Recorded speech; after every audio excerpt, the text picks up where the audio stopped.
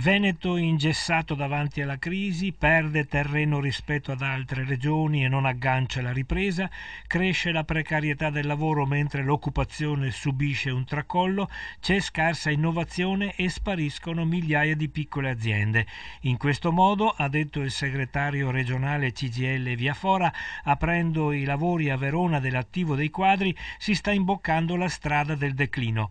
Il vecchio modello è in crisi e non è riproducibile. Occorre valorizzare le risorse umane, stabilizzare il lavoro ed abbracciare le nuove frontiere dell'economia della conoscenza. Un'analisi condivisa da applausi e consensi della platea, condivisa peraltro anche dal segretario generale Susanna Camusso, la quale alla domanda se condivide l'ottimismo della maggioranza di governo secondo cui, nonostante tutto, il Veneto tiene, ha risposto: Il punto è che non si sono fatti provvedimenti che agganciassero questo Paese alla crescita, bisogna farli. E l'idea che si continui a pensare che il lavoro di questo Paese lo salviamo comprimendo i diritti dei lavoratori è un'idea sbagliata.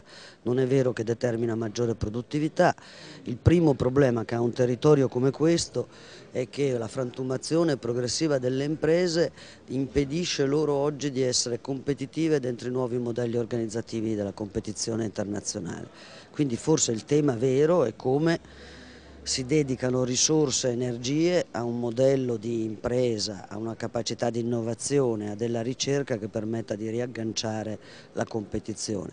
E poi, come dimostrano due grandi province di questa regione, ma un numero infinito di province in questo momento in Italia, mettere in sicurezza il territorio vorrebbe dire non sottoporre le imprese alla necessità di salvataggio dal fango, che mi pare sia la vera urgenza di questa regione.